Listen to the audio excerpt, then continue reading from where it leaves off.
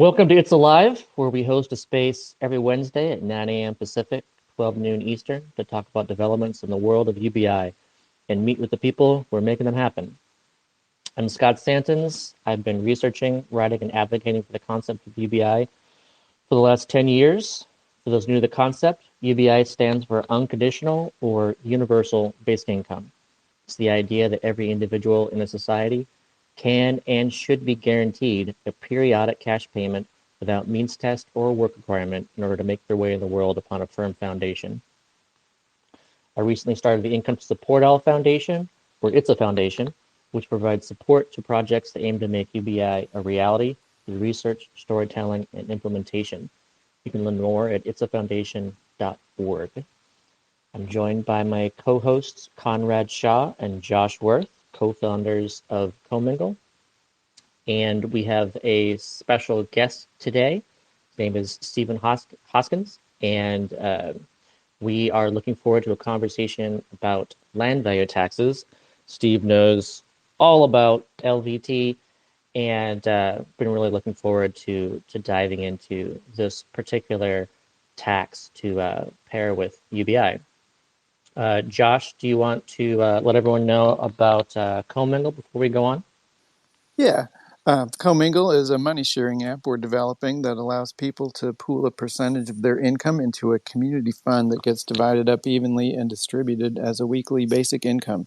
The result is that members give money when they have it and get money when they need it so that no member ever goes a week without income. And you can learn all about it at comingle.us. Thanks, Josh. Conrad, do you want to add anything? I got nothing. Let's get started. All right. Well, let's, as always, we like to just get a little bit of news in before we get into the main discussion. And since we have a lot to discuss today, I don't want to discuss too many other things, but I do want to mention that the results of another pilot came out. So I definitely always want to make sure that everyone is familiar with the results of each pilot. So this most recent pilot was in Cambridge, Massachusetts, and 130 people got $500 a month for 18 months. Did people work less? As always, as people worry about? No, they didn't. They worked more. Recipients went from 36% as were full-time employed at the beginning, and at the end of the pilot, 40% were full-time employed. And that was compared to the control group, where at the beginning, 30% were full-time employed, and by the end, 28% were full-time employed. So in the basic income group, employment went up, full-time employment went up, and then the control group, full-time employment went down. And besides full-time employment going up, part-time and seasonal employment also went up for those receiving the basic income. Aside from that, there was improved financial health. Recipients of the basic income reported higher incomes from work. So those are, again, that's separate from the basic income. Income from work went up. Lower income volatility, and people were better able to cover a $400 emergency compared to the control group. And by the end of the pilot, the treatment group experienced a lower housing cost burden, more stable utility costs, and higher food security compared to the control group. And the basic income also allowed recipients to give more attention and support to their kids, who in turn experienced improved educational outcomes compared to non-recipients in the control group. I will reply to the space tweet with a reply with this, so people can go over that and read the report for themselves and the stuff. And with that, let's go ahead and get into LV2. Or that gives me one thought of something I want to mention right before we get into that. Okay. First of all, two things. One is the regular reminder to share and retweet and whatever the space to get more people in it. We got a good number of people to start, and let's let our friends know that we're here talking about this. And the other thing is just what your but this pilot, where was it that you Cambridge, were talking about? Massachusetts. Cambridge, Massachusetts. What it reminded me, the results was some comment I had on someone tagged me earlier, and it's something to just be aware of. What happens a lot is people point to some sort of evidence that UBI didn't work. So someone tagged me in a thing that says Italy found UBI as a deterrent to finding a job, and there's this tweet. Oh, yeah. Italy's GDP per head is higher than before COVID. UK would look well to look to Italy because they canceled their universal basic income. And I was like, I didn't think anyone had a UBI, and I looked it up a little bit. And each time one of these things comes, you have to like search around to see what happened. And it looks like their pilot had they were just calling it a universal basic income, and it wasn't universal, and it was targeted and conditional. And those are the whole point of UBI is to avoid the targeting and the conditions, which are indeed a deterrent to work. They are punishments for working. And so if you implement a proposal that is a conditional targeted, support system, then yeah, it's forcing people not to work in a lot of cases. Yeah, So let's that's just that's good. Let's get into that just a little bit because I do feel that that's ripe for misinformation spreading. That program just ended in December, and yeah, only just recently have I seen people saying that the Italy canceled their UBI. So yeah, just a little bit more into that. I tweeted about that today as well, and. Just so people know, it was more like our SSI, our Supplemental Security Income Program. Not identical, but it's the same kind of situation where uh, they had a cliff effect, and so you could not increase your income above the limit, and the limit was 9,360 euros per year. So this is a very low, like sub poverty kind of ceiling, and they only had a like a 20% earnings disregard. So like 20% of your income from your employment didn't count for the income limit. So they just tried to like reduce the cliff effect a little bit, but that's really, still a pretty strong cliff effect. And also it had an asset test of 6,000 euros. So that's a much more like the SSI, where the SSI asset limit is like 2,500. So yeah, you cannot build up more savings than that. You cannot build up more income. It's really locking you in. So yeah, totally different. Oh, and also it was full of like lots of various conditions too, even besides those. Um, yeah. You had to have there, like one place I read you had to have like someone in the house had to have a disability, or you had to be taking care of a kid or an elderly parent, or there's like this whole yeah, there's raft of a things ton. for qualifications, and it's just I guess one main thing to be just wary of in general as a strategy for discrediting UBI is calling something that's not UBI UBI. Say it didn't look at this thing that sucked. And it's like, well, yeah, we agree that Yeah, that sucked. That's not UBI. That's but yeah. you'll get people sending you that, and you have to do a little due diligence to be able to explain why it's not, and it's always a little bit of a pain in the ass. Yeah, But and yeah, it's not that a lot of people in Italy called it UBI even at the time. Like even the name of the program translated to a citizen's income, and there's just so many minimum income guarantees like around the world. It's really more about people just confusing those two things, where yeah, they just think that, oh, a minimum income, that sounds like basic income, and yeah. no, they're very different things. I had Uh, an interview recently with someone from Fox News who was like trying to talk about all the pilots going on, and I think in the U.S. and it was she treated it like she was shocked when I made the distinction. I said these are guaranteed income pilots. They're targeted programs. They're not it should be understood that they can give certain glimpses into the effects of direct cash and that part of UBI, but they're not UBI. They're very specifically targeted, and it's really important not to call it that. And she was talking about, I think it was some bill that Rashida Tlaib was presenting and saying this new UBI bill, and it's like I would suggest I don't like I didn't have preparation time, but I said I would look back in the bill, and I would bet that they never once used the term universal basic income. They probably called it guaranteed income, and she searched and she's like, oh yeah, I guess they never did. So if there's like lazy reporting going on there, or just people whose brains are connecting two ideas that sound similar, that you need to point out that they are indeed very different things. Yeah, the pilots in the US are mostly tests of unconditional cash, as in what happens when you provide something without work requirements so that you keep the income in addition to whatever income that you earn. And that's the reason why so many of these have increased employment, because there's just no disincentive involved. Of course, none of these things are testing universality, and we see so many other positive impacts when in saturation pilots for entire communities receive this.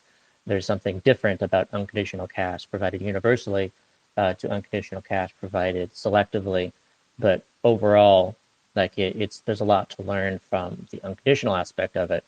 And again, when it comes to Italy, severely conditional.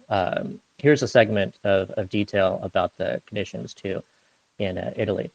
The conditionality requirements are particularly strict. To avoid losing entitlement, beneficiaries had to sign a work pact with the public employment services. They had to accept at least 1 out of 3 suitable job offers in the first 18 months. And like the distance was part of this too. So the workplace no more than 100 kilometers from place of residence, and then second offer and third offer had different distances. They had to be available up to 8 hours a week in socially useful activities. They had to sign a social inclusion pact with municipal social services. And the weirdest thing is they had to accept their the first job offer, and within this distance, which had all sorts of weird repercussions. It's not it doesn't make sense to force people to accept the first job, especially if you want any kind of bargaining power or wage pressure. For people to select the job that's best suited for them. Like you can imagine applying to 5 jobs, and one your skills are amazing for, and the pay is good, and then some other job offers first, and it's a terrible job, but you have to take that job. It's like just so stupid, so dystopian. Like the way they set these things up, it's just complete lack of trust in human beings to make any sort of choices for themselves. It's like treating people like below children. Yeah, it's ridiculous. Okay, so we got those in, and we can even chat a little bit about that with Steve too. But Steve, welcome to joining us today, and just want to tell everyone here a little bit about yourself too before we get into it. Sure thing. Thanks for having me, Scott. So my name's Steve Hoskins. I'm a New Zealander by birth, but I work in America, typically based in Seattle, and for a private operating foundation called the Robert Schalkenbach Foundation. But that's a bit too wordy.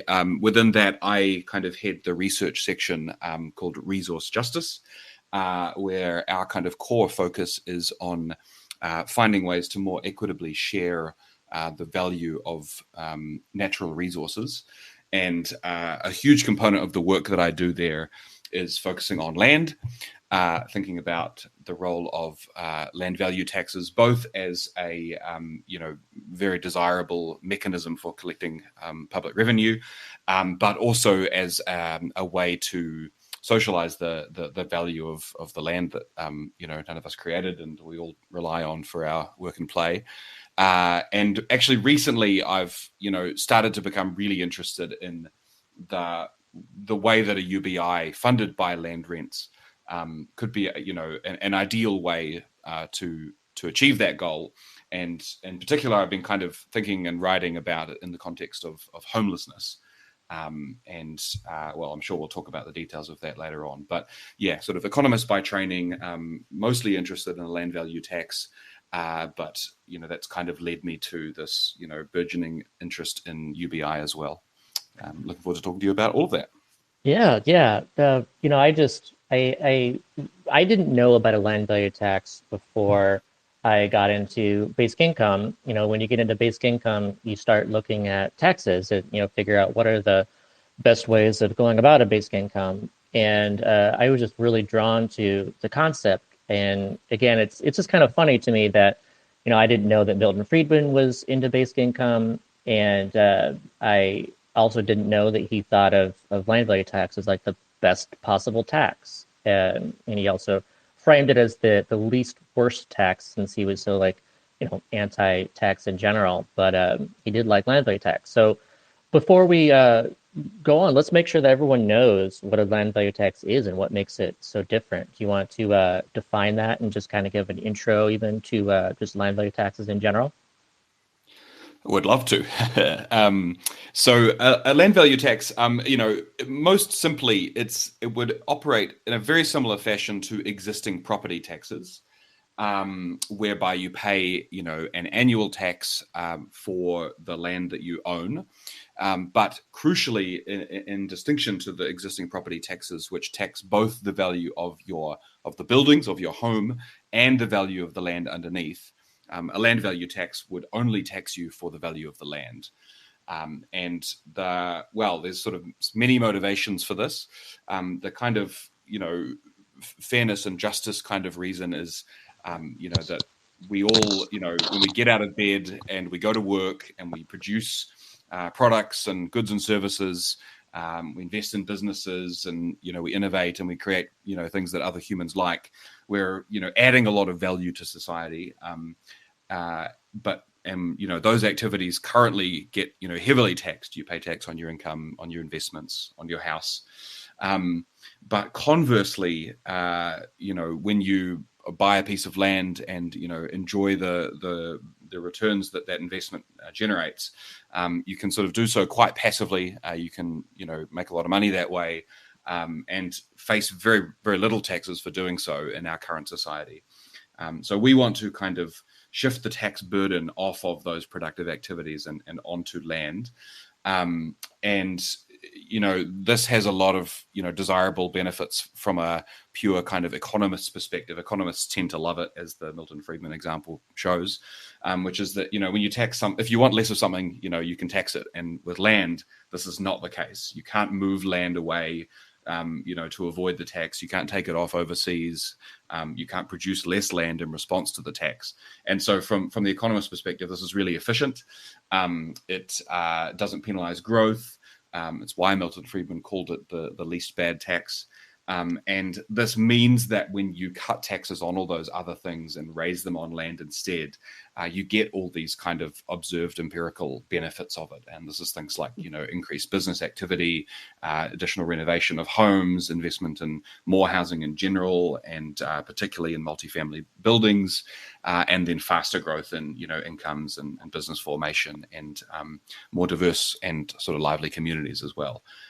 So these are kind of some of the reasons why we tend to love land value taxes, or I do anyway. Yeah, it seems to. There's one thing it seems to like. What's that phrase? If you want less of something, tax it. The one thing that it would be good to have less of, that I feel like land value tax helps accomplish having less of, is is land speculation. It doesn't reduce the amount of land, but it reduces the ease with which someone can just gobble up tons and tons of land and let it sit completely unproductive, unused, or in disrepair, just as a long-term investment to park their money in, with low taxes. That is one thing it reduces, right? Exactly, yeah. And it's sort of saying, look, if you're going to take a portion of, this nation's land and wall it off and make it unavailable for use for anybody else, well, that makes, everybody else at a disadvantage because that land is not now available to them. And you sort of pay the land tax as compensation for the right to exclude everybody from that, very vital and necessary resource. And it's sort of in so doing, with the land value tax in place, you don't have very strong incentives to do that for a long time without actually putting the land, to a nice productive investment use. Have you ever thought about an idea, but I don't know if there's like an established name for it, but I fantasize about it a lot, which is not just taxing the land, but also taxing like the number of properties. Like if someone, sort of an anti-speculation thing, which would maybe some form of exponential increase per property, so that people aren't just buying up like tons and tons of properties and sort of cornering the market and being able to raise rates, or does land value tax in its design already sort of have an answer to that issue? Yeah, in a lot of ways it does. So a sort of mild concern about that kind of approach is that it can lead to some weird kind of avoidant behavior in terms of, carving up your investments into different, LLCs and so on, sort of changing the, you might want to subdivide your properties and things like that as well. Or merge them together so it looks like just one property. So the more, I think, simple way that land value tax does this is that it's a tax on the land value. So we want to be taxing at a higher rate super valuable land and at a lower rate unproductive land out in the WOPs. So this kind of already has a bit of a built-in mechanism in that if you're speculating or if you're doing this kind of investment of buying up speculative investment, on really high value land, well, you pay a higher tax rate for doing so. So there's that kind of deterrent effect in there as well. Before we get into more details, could you also just give just a little bit of a history lesson for people, just as I was really interested when I first got into UBI about the history of it, and going back to even Thomas Paine having a strong argument, even though he wasn't talking about UBI specifically, it was something quite similar to UBI.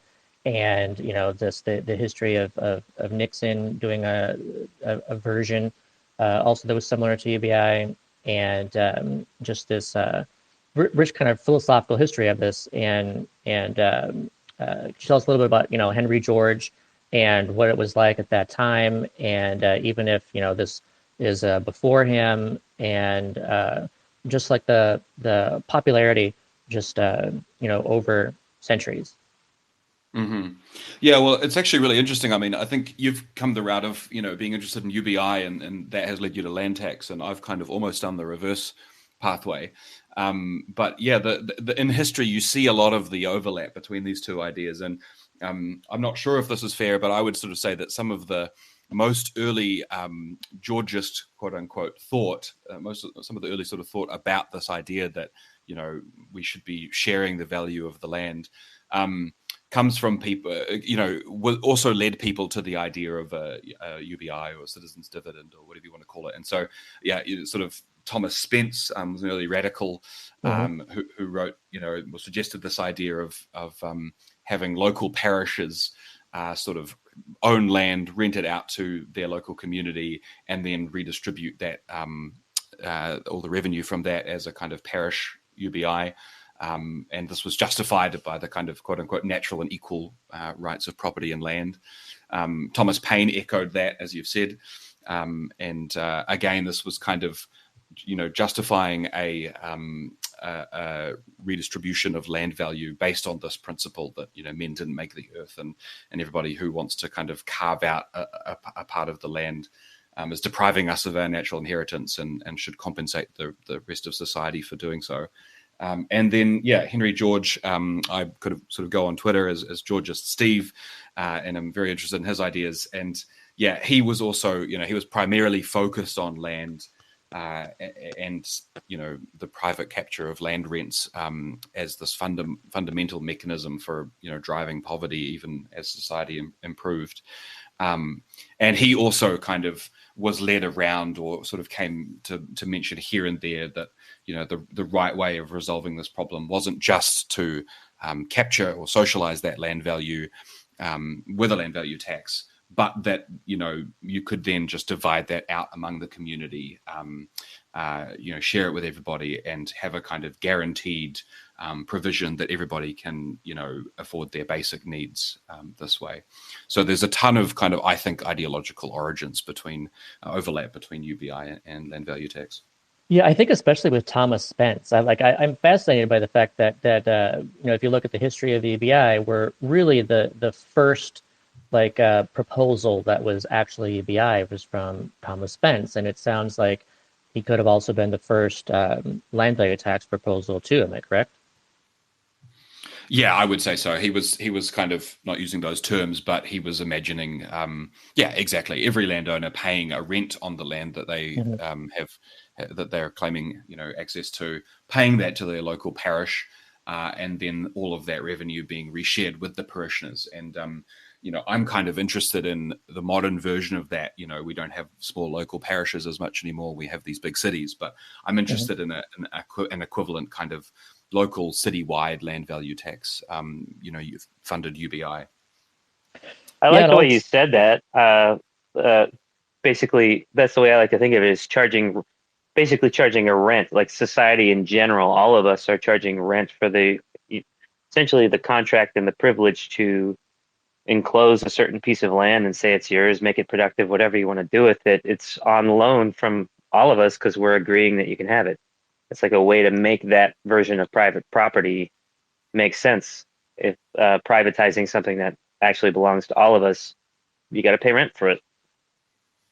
Exactly. And actually, some in the audience might be sort of concerned that this is starting to sound like, full nationalization of land and having the government, allocate land to people and decide how it gets used. And, there are examples of that not working out so well in history. And so just to kind of clarify here, something sort of, I think, unique about Georges with this is that, yes, we do want to socialize the value of the land, that rent that you would pay as the landowner.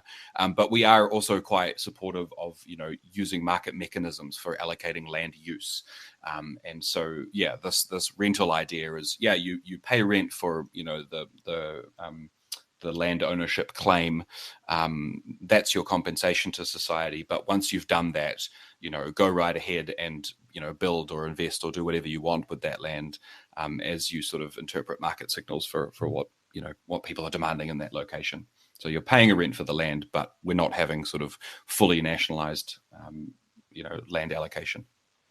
Now, you just explained something that people can hear about land value tax and think, oh well, this part of it sounds like it could be bad, and with UBI, I would say there's three things that are just top of mind. Everyone, like so many people think that they're the first ones who have thought of it, where it's either it's common where people stop working, or sure, you give people money and prices will go up and it'll make it pointless, or it's just cost way too much. So what would you say are the top three kind of reflex responses to land value taxes that you just find yourself constantly having to respond to and explain more about? Yeah, it's a great question. So valuation is probably the most common one. The objection is, we can't value land. How can we know what each piece of land is worth, and how can we then tax based on that? And well, my usual response to that is that, here in New Zealand, at least, we have very accurate, land and property values. They were used for land taxes in many places for a long time. They still are in a couple of places. And it's all very high trust, and everybody, is comfortable with it. So it can be done. Other objections that we get, there's a very strong kind of instinctive reaction to the idea of, well, like I said, of kind of nationalizing land ownership, but also just Americans, I think, have a lot of, love of the Jeffersonian kind of homesteaded property ownership ideal, maybe also the kind of American dream of, a suburban home.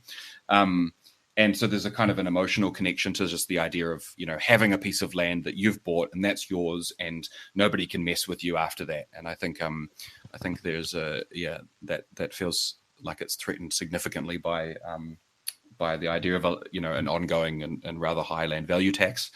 And then the third one, I think, is just a kind of a status quo bias or the idea that, because we've baked in the current system that we have, and because transitioning away from it into a system where we are, doing a lot of land value taxation, that would be very unfair for people who have, made a lot of investments on the basis of the current system. Maybe they've, most of their wealth is tied up in land and they're a retiree who's not earning an income anymore and those sorts of things. So kind of a transitional concern. Yeah, the one I hear, I feel most potentially is the concern about what happens to, I would say, farmers and what happens to, like, as you said, like seniors, those on a fixed income. So yeah, how would you address, what would you say to those who say, oh, well, even though this would be great in cities, this would, farmers can't afford to do a land value tax. That's crazy. And then of course, like, oh, we can't have, we can't kick grandma out of her house. She has a fixed income. She's only living on Social Security payments. She can't possibly pay this. What would you respond to each of those? Yeah, so to deal with the sort of farmer concern first, I'll say, I think it is a pretty good objection, in particular because separating the value of land and improvements on farmland does get quite tricky, because farmers actually do have, pretty big impact on the value of their land. We would call that sort of improvements, the mineral quality of it and phosphorus and nitrogen and those sorts of things. But it sort of does make it a lot harder to isolate the two. And my typical response to it is that, well, most of the land value is actually in the cities. That is what we're really interested in capturing. This is where there's all this value that's being created, socially, collectively by the all the advantages that the city provides. And so a really clean way to do it is to just have, either to exempt all agricultural land, but I tend to prefer the approach of having a flat dollar per hectare exemption, sort of pegged to the kind of, average rural land price. That is just completely exempted, and that would, I think, make most farmland, essentially not have to pay this tax. Where they would start paying it is when they're in a location that's close enough to an urban centre that they're getting some of the benefits from that, proximity to the city and the benefits of possibly redeveloping later on, and that I think is legitimate to tax. And then, a mild add-on to that is also that, tying land value tax to a UBI also helps to, smooth some of those concerns, because you're getting an income at the same time as this policy is going in place. And then to go to the old widow. So, this is, I think I see it primarily as a transitional issue. If we had a society where people had been doing their retirement planning on the basis of the knowledge that there was going to be a land tax in place, you wouldn't have run into this issue. So it's mostly transitional. I think it's reasonably legitimate. I think in some cases you could do it by, some compensation of certain categories of landowner in the process of shifting over. A very sort of elegant way, I think, of doing it is to just say, if you're a retiree or someone on a low income or disability, you can defer, and you own property, you can defer payment of your land value tax and accrue it as a liability against the property title, and then just pay it when when you sell the property, or when it's passed on to your inheritors in the case of an older person. That, I think, deals with a lot of those kind of issues. And then the last one here is, really to feed into our conversation about UBI, is that if you're doing a land value tax and UBI packaged together, you're getting this UBI payment, which will help you to pay the tax bill. And the only case where you lose out in that scenario is if you own more than the average value of land. So the old widow will actually be better off unless she owns, more than her quote unquote fair share of the nation's land. And that actually seems quite fair to me, that those ones would be the ones who would really suffer under this LVT UBI scenario. Right. Yeah. In that instance, I like that. I answer that way frequently too. Just saying, why not just defer this? You would, so that when someone dies, then instead of just passing on directly to their heirs, that if there's a deduction from it. But aside from that too, like there is. Shoot, I forgot where I was going with that. There was another aspect to that I was thinking of. Yeah, but so besides that, like there is just the fact that you have that that if you in the case there where let's say grandma has something that is worth quite a bit, there it's not unusual either to have some kind of like reverse mortgage or something situation where, that is a way of tapping into this, windfall gain of wealth that has accrued despite having a passive income. It's something that a lot of older seniors kind of do, anyways. Yeah, I've done some work on these types of policies in Singapore, where I lived and worked for 5 years, and the government was kind of desperately trying to get homeowners to make use of these kind of reverse mortgage programs, because there was all these, perfectly wealthy upper middle class people who were, languishing in poverty because they refused to tap into their home value. So it's interesting. They really sort of refused to take up these products, and I think a lot of it was just a strong attachment to the idea of, I've paid off my mortgage over 30 years. I don't want to, take a new one. I kind of think in some ways this is a symptom of the existing, society where we peg, we peg basically, entrance into the middle class on being able to jump onto the home ownership ladder. But I think at least, having this done as a policy approach of, we're going to do a land value tax, but if you really can't pay it, you get the ability to defer it. We're not going to just write it off for you, but you can defer it. I think it resolves the objection and gives people the option there about how to proceed. And of course, they are always available, able to downsize, their land holdings and reduce their tax obligations, and then they'll be even better off. So. I'm wondering too. I mean, presumably a land value tax replaces property taxes. It would, in terms of the size of on an average property or certain types of properties, would it be significantly bigger, about the same? Like if you're replacing one tax with another tax, that's the same level, and it's just sort of structured differently to not disincentivize, for example, property improvements. Then it's similar to like a UBI thing, where it's like a UBI replacing certain welfare programs is just an all-around upgrade, where it could represent a similar cost to implement, but yeah, not an increase in. So like if I'm a person who owns a house, am I going to, under a land value tax, is it generally proposed that my property tax is going to be replaced with a similar size land value tax, or how does that work? Yeah, so the work that I often do with local government in the US is exactly that policy, to shift from a property tax to a land value tax, essentially just lowering the mill rate on your improvements and raising it on the land. And that kind of approach, it's basically as you described, the average property sees no change under this scenario. If you own a property that has a higher than average ratio of improvements to land, you're using the land very, very productively relative to its land value, you tend to get a tax cut with those kind of policies. And that's kind of, multifamily housing tends to be in that category. Often it's commercial property as well.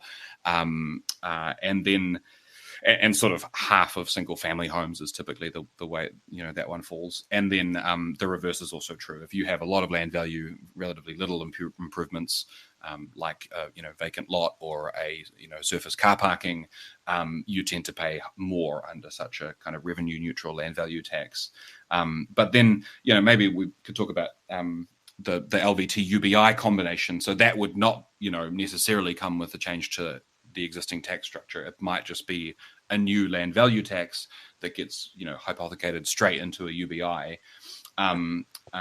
So that, in terms of who wins and loses from that, it tends to look quite different from what I just described. And in New Zealand, we had a minor party that has been kind of banging on about this for a long time, called the Opportunities Party.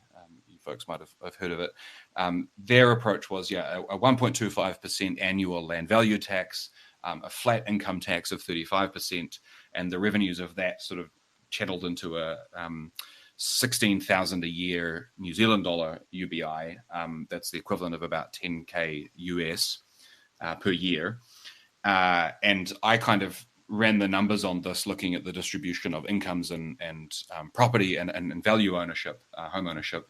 And sort of essentially the case that, if you're a renter in this situation, you win by definition. And I think it's, it's by 6,500 if you're on the minimum wage, but by 3,800 NZ as a minimum. And then you also win if you're a wage earner up until the point where you own about $1 million worth of land value.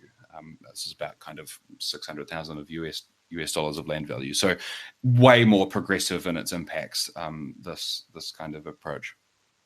Yeah, I really love the renters versus owners kind of impact, where, if you're renting, you're definitely better off with land value tax, because of course you don't owe any land value tax as a renter.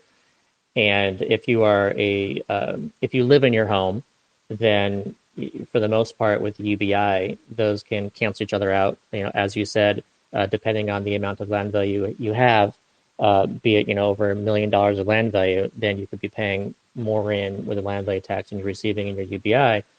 But that's very progressive. And then of course, when it comes to those who own multiple properties, then of course they essentially only get UBI as a mostly neutralization for one property. And then you have the more properties you own, then the more and more that it's like a functioning as like a wealth tax. And then of course there's, besides that being highly progressive, land renting to land owning, one thing I've always found particularly interesting is tying that impact into the conversation about reparations, where people would say, oh, well, we want to give more money to those who are Black or something. And with UBI and land value tax, just a really interesting impact of that to me is that the result of having locked Black people out of land ownership for centuries means that that on net, it would essentially be a tax that's more on white people than Black people, even though it's not doing that, but just because the land ownership difference is so large. So it would just be hugely inequality decreasing, based on racial, just because of this, the results of, centuries of the differences of land ownership and race. I mean, that's similar to UBI too, just the amount of income and wealth, and in general, the way that it works out, the mechanism of it, if it's funded in any sort of way by taxation on holdings or incomes or anything, it ends up in effect being redistributive in a sort of a reparations direction. Yeah, it's really good timing, because I did a series of articles during Black History Month, essentially kind of interpreting American history through the lens of land ownership, and I can sort of go through 4 phases of history and then look at where things are now. Please do. Saying, look, the main vector of racial injustice through US history has essentially just been to, strip the productive value from Black Americans and funnel it into the hands of white landowners. And, that was kind of at its most obvious and egregious during slavery. But, even over the last century and a half, it's kind of been, aggressive subsidization of white suburban home ownership, explicit and implicit discrimination against blacks to prevent them from obtaining the same advantages. And that has, led to all of the inequalities, or a huge number of the inequality that we see now in, where people grow up, how much wealth their parents own and how much of that is in land, how they spend their money and how much of that goes into rent that, might be owned by a white landlord, and then, whether their income comes from their own work or from ownership of land. And so, I kind of am building towards this kind of argument that a really sort of clean and fair way to do reparations, as you describe, is to to give every American their, fair and just share of the nation's land, to do it by taxing land value, and then to resolve that by redistributing it through a UBI. And, like you say, it's nice because, the land tax necessarily falls more on white Americans than black ones. And I think a lot of people are uncomfortable with the idea of a reparations that is kind of explicitly race targeted, but a UBI essentially does it anyway. It's a kind of ongoing mechanism for redistributing, the value of society, as society advances as a whole. And there's tons of history of this in Black leadership. I mean, MLK essentially kind of got to this this idea, towards the end of his life, and endorsed the guaranteed annual income, and was talking more and more about, Black Americans having been deprived their birthright in natural resources.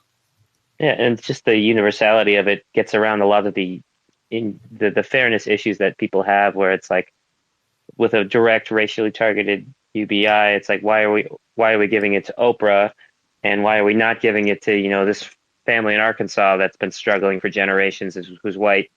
And it's just sort of it's less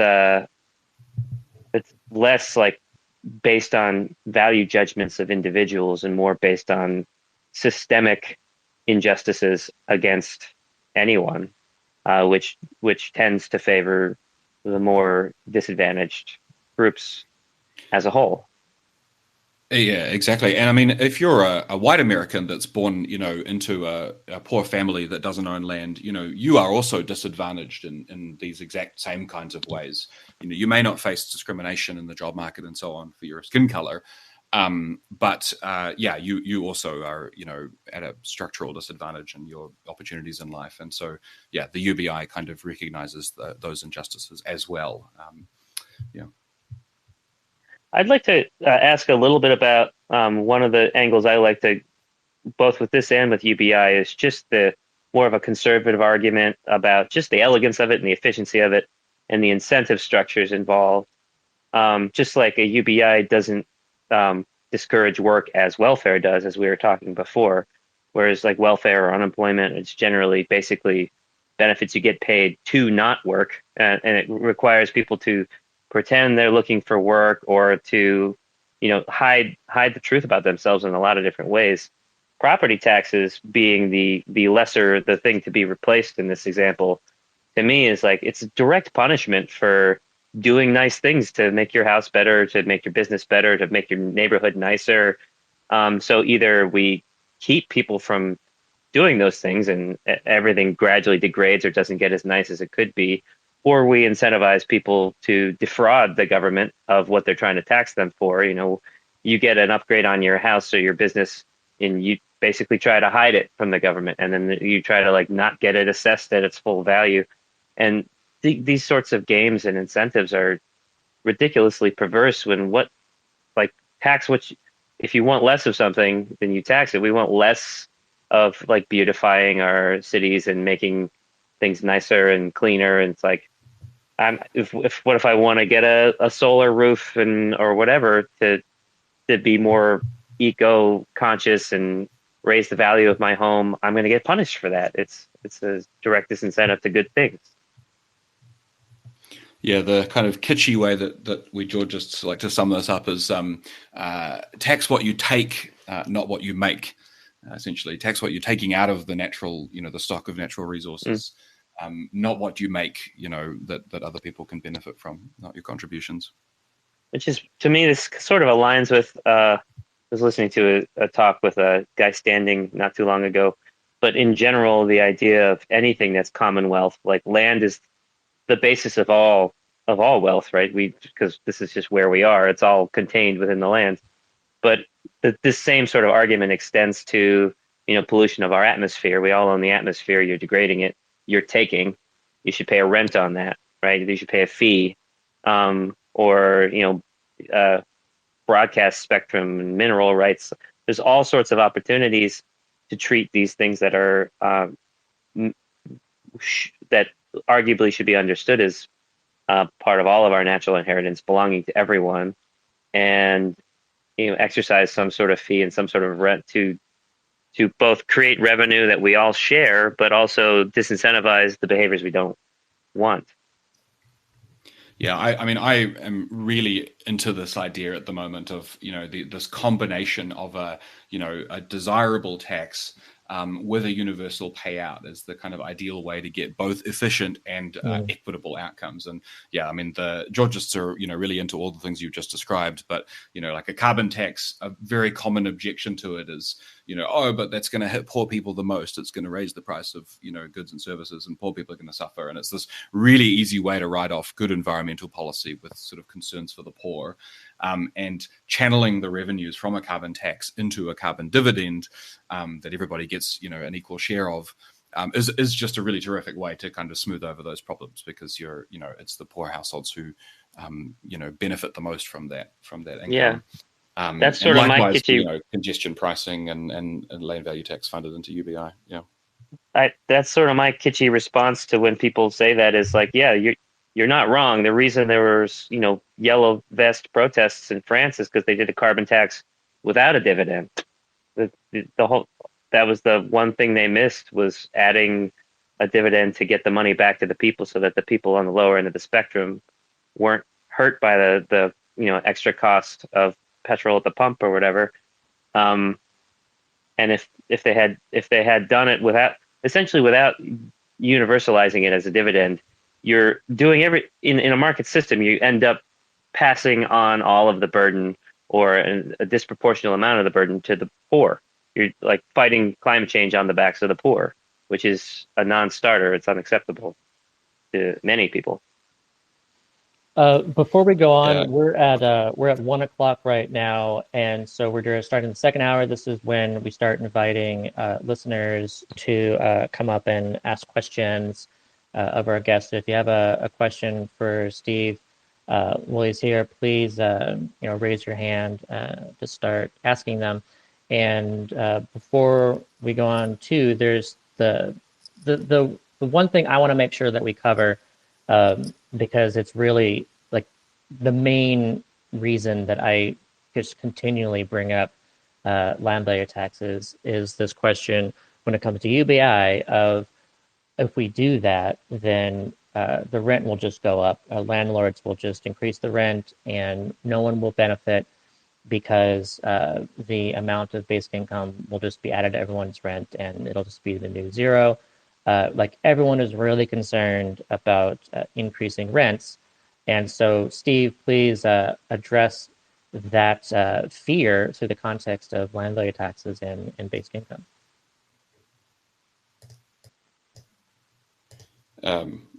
Is my unmute button working? We hear you now. We hear you. Okay, cool. I still have the red symbol, but that's good to know. So yeah, yes, that's exactly right. This common concern for UBI is that it'll cause inflation, and this comes up in a lot of housing policy as well, where a lot of people really like the idea of voucher subsidies to help poorer households afford rent, but there's plenty of evidence that when you do those, they get captured by landlords and local rents.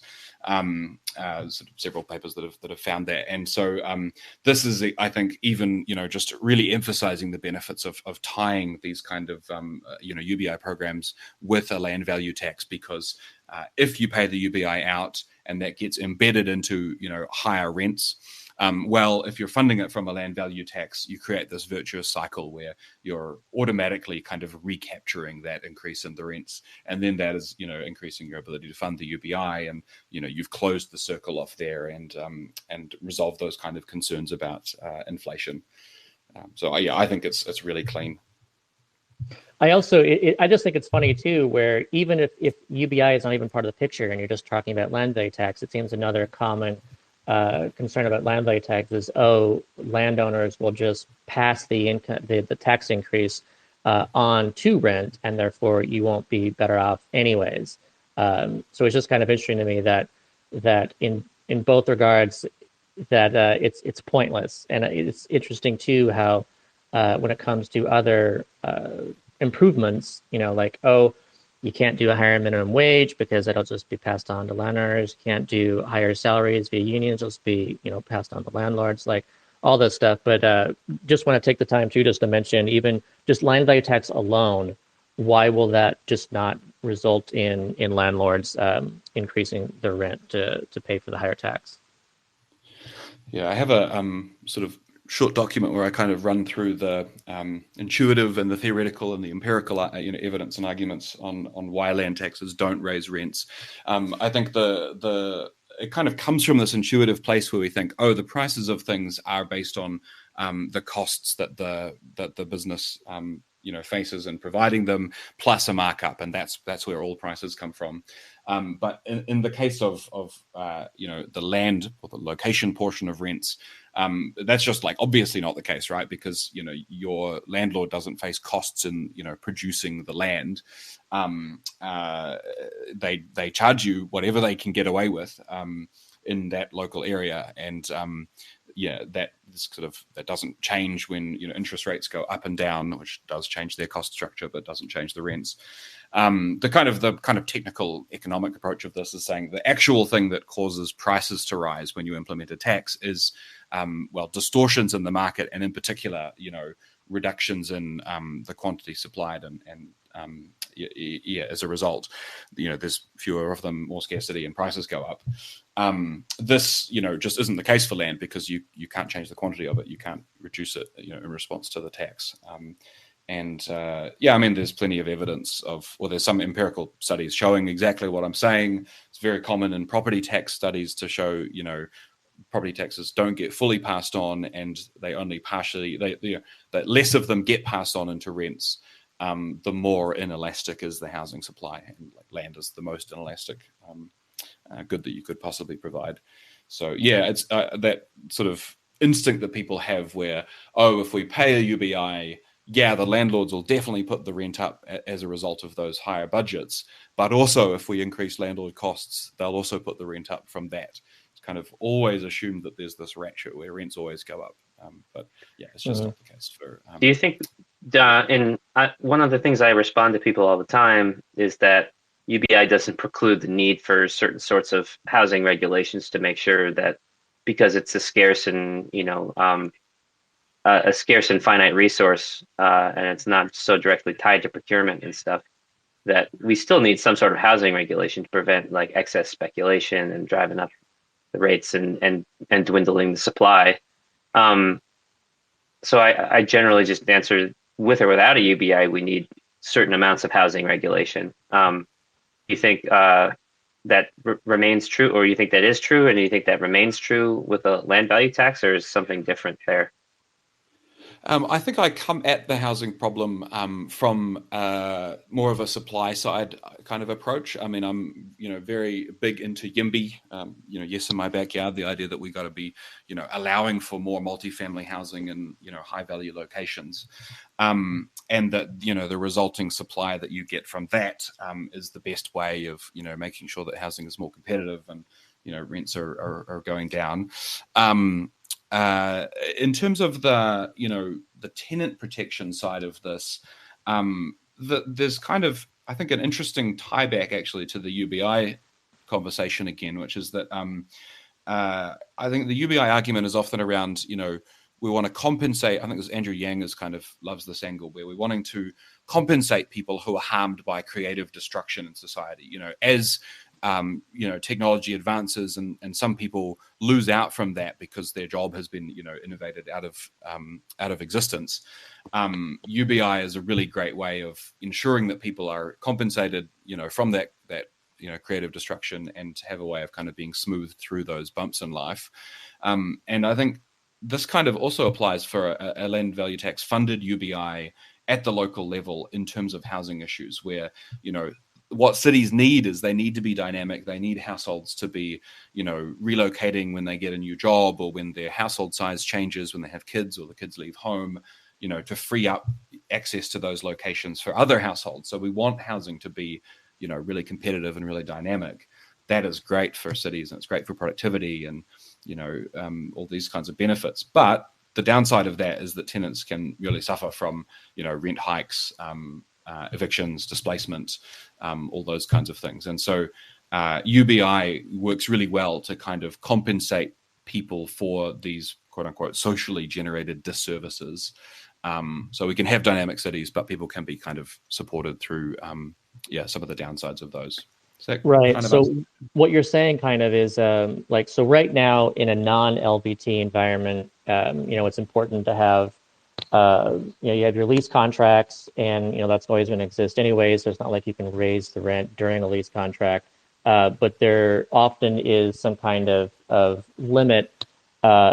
Sometimes, depending on the city or state or whatever, where there's say you can't increase the rent in some particular apartment more than some amount between renters, and so that there's some kind of rent control in that way. And when it comes to LVT UBI, if some landlord were to raise the rent, again, you've already explained why there'd be reasons not to do that. But in a case that they did increase it, let's say they increased it quite a bit, and because of basic income being tied to LVT, that if there was such an increase, then there would also be an increase in the UBI.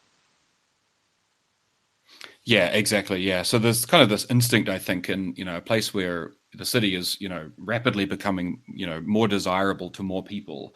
That is what drives rents upwards.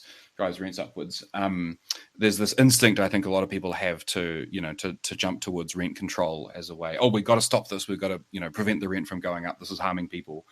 Lock the rents in place, keep people where they are, stop them being displaced. And I understand where that instinct is coming from. But what that does is kind of prevent the, what I described of, the city from thriving and more people coming in. And, essentially this is the whole reason that cities exist, is to do this. So yeah, I kind of prefer this approach of saying, okay, yeah, look, the local area is becoming more desirable. That's driving land rents up. A better way than capping the rent is to expose everybody to the rent, but have them pay their land taxes, and then just share this out equally among everybody, in the city. And this is giving everybody a guaranteed income that's tied to the local cost of living, that helps them weather those tides, helps them afford, a basic standard of living, but also while keeping some of those kind of, growth and dynamism kind of mechanisms in place. Well, I still have a bit of a question about the mechanism for the amount of the tax and how, and the virtuous cycle sort of things. I guess I'm not understanding is, I think you said before something like 1.5% of the value of the land is, or whatever the percentage is, it's some number. If a landlord raises rent on, if the landlord doubles my rent from $1,000 to $2,000 a month, is that entire raise going to be recaptured, or some percentage of that? Like, is there still some incentive to raise the rent? They're just going to keep less of it, or is it a mechanism for capturing all of that? Because if I'm in a situation where my landlord decides to do that, still comes out ahead and I still come out way behind, it doesn't really appease me that like some more money is being captured and then given to everyone in my city. I still lost a lot of money and my landlord still got more money, right? So like, how does the mechanism actually work, if it's not that, where it's actually disincentivizing adequately the raising of rents?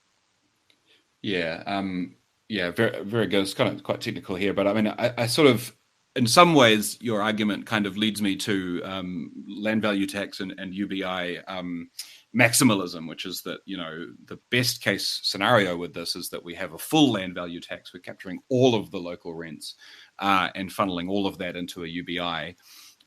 Where essentially in that scenario, you know, you in your example are only worse off if you're you know, living in an area where your kind of share of the land rent in that area is more than the citywide average. So you're kind of consuming more than your fair share of the city's kind of location value, if that makes sense. Because your tax, you know, is essentially larger than your UBI payment. So that is, in my view, the kind of ideal state. Yeah, obviously in the real world, we're going to kind of start with, you know, smaller versions of that. And so, yeah, this is kind of a mix between the current state of the world where, you know, tenants get really screwed when their city improves because the rent goes up and the landlord captures all the benefits of that thriving city. Yeah, kind of the higher the LVT UBI, the further along the spectrum towards that ideal state of the world you get. Does that make sense? Which is why, to me, like the idea of LVT is like another step in the direction where until we get to the full blown version, I tend to think we still need some sort of regulations against, you know, extractive behaviors in the housing market, in the housing ownership market, in terms of, you know, just the reality of things, like making sure that there is not an incentive, regardless of a UBI, regardless of a land value tax, or whatever versions of it are there, looking at the different use cases of someone who is a landowner or someone who rents property.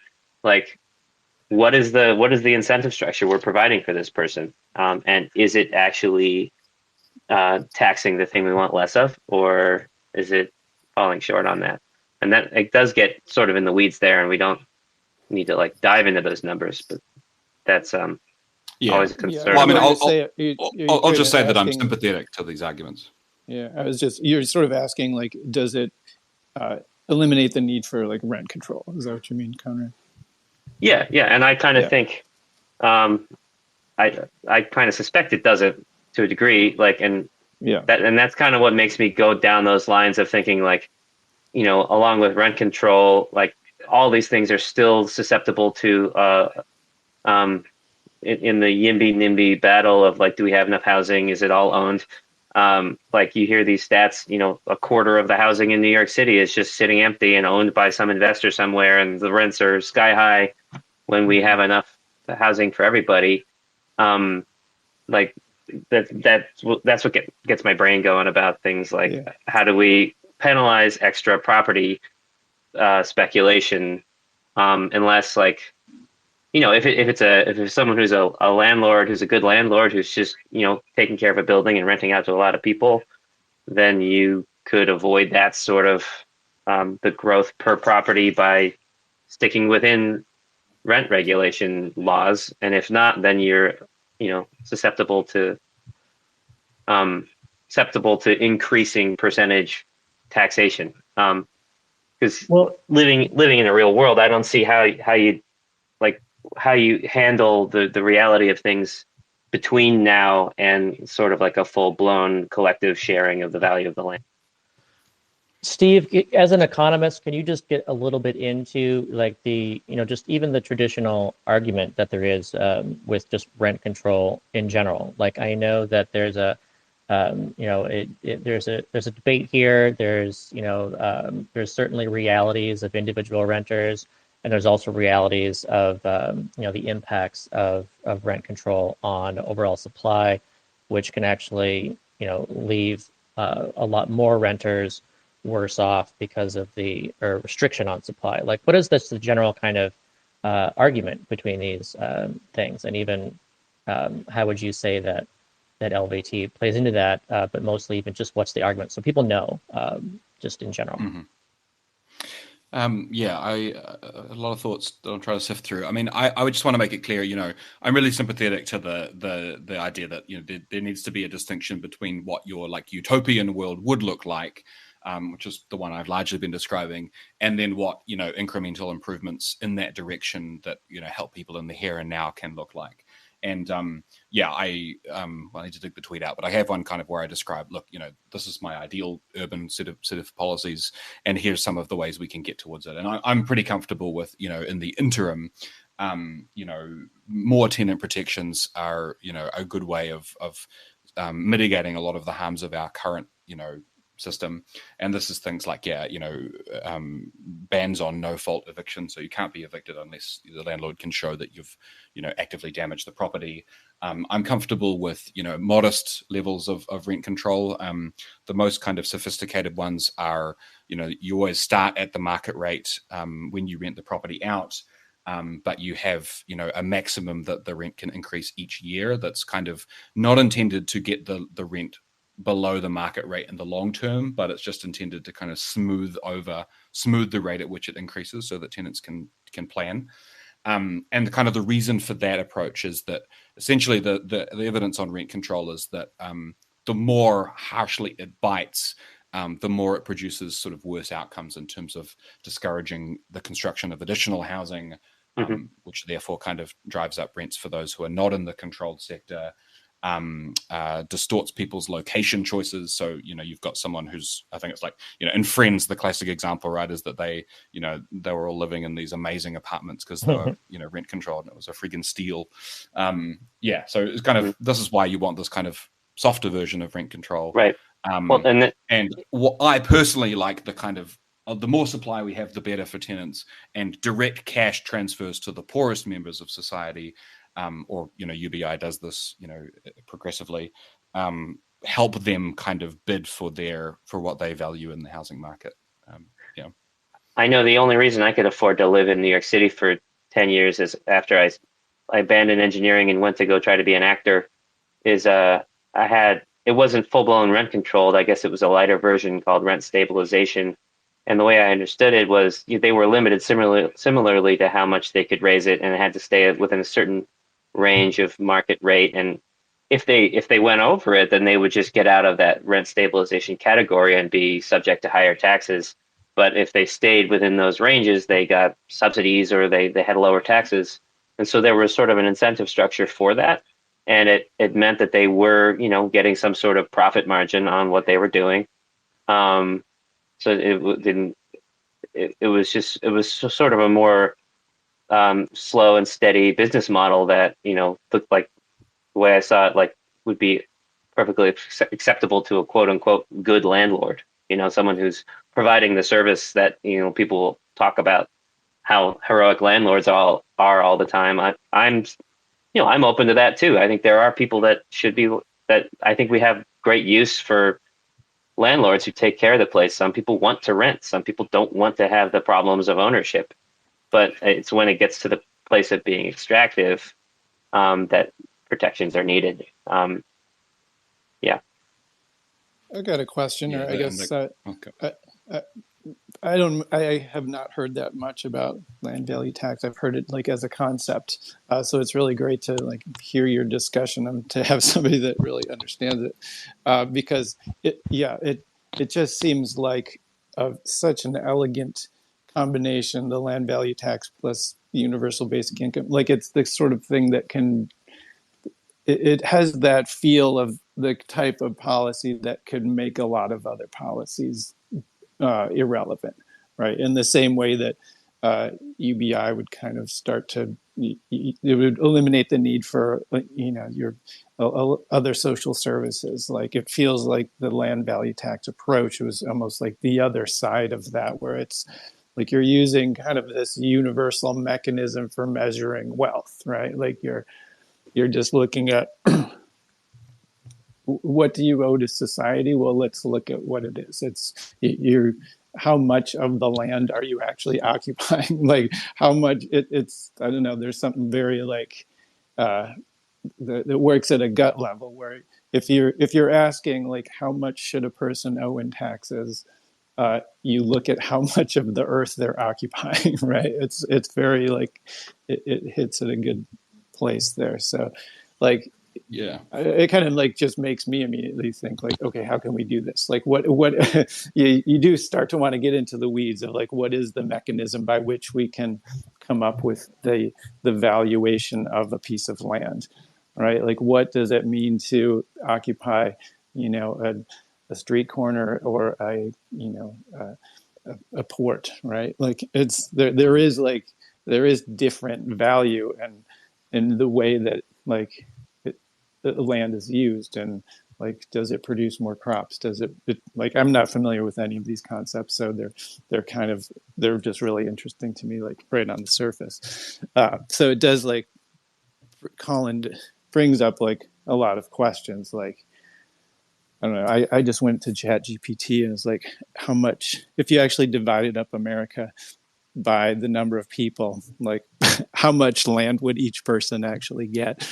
And I mean, it is, everybody would be entitled to, um, let's see, what was it? It was like 7 acres. Yeah. So if you're actually going to be even with it. But then, so how do you address all those questions of like, how do you measure the value of land? Like that is the first question that comes to mind. And I guess how, in your practice, what methods do you use? Yeah, well, so something I'll slightly stress there is, 40 acres and a mule was kind of the original vision for right. Yeah, it's not during great, occupation, obviously. but I kind of I think the modern installation of this is to say, well, it matters which acres you're getting, and right. giving everybody a fair share of a fair portion of the land, is going to be a lot better for the Manhattan landowner than right. someone out in the countryside. So land value tax sort of is essentially and UBI is essentially doing this, but on a value basis, give everyone a fair share of the land value. In terms of valuation, so this is kind of something that assessors are professionals at. And it's kind of done with these hedonic pricing models where you take data on all of the home sales and you use sophisticated economic and machine learning methods to isolate, okay, what are people paying for a spare bedroom, what are people paying for brick housing, what are people paying for central heating and AC and all these kinds of things. And once you strip out all those bits and pieces, you can then have a portion that's tied to location, and that is the location rent that we're trying to tax. And those models, I mean, in the US, your assessment industry is messy because you do it at a very, very local basis. On a county by county basis, you have an office of assessors, and a lot of them are, very small and essentially just a couple of guys with a clipboard kind of walking around, writing things down and then building a spreadsheet. But, here in New Zealand, we have it done at a national level with, input from local offices, but there's, national models and a lot more sophisticated, a lot more accurate, and updated a lot more frequently. And so concerns about assessment are, not nearly as prevalent as the US. And then I guess for anybody who's kind of still really uncomfortable with this idea of, letting the public servants decide, the other approach is sort of an auction basis, where, land is periodically auctioned off. You can bid for it. You can bid for the length of the tenancy, that you want, and you pay the, whatever you've bid. So it's a market mechanism. And then perhaps, with some built-in ratchets where the rate that you pay each year goes up, on a basis that's pegged to, nearby properties as well.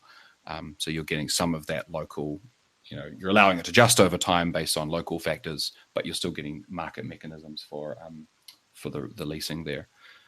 Some of these approaches. Am I right that you're not looking at the amount of wealth that a piece of land can produce, or are you? You know what I mean? Like, Are you actually? Yeah, it's kind of Is that at the core of it? Of the it's valuation?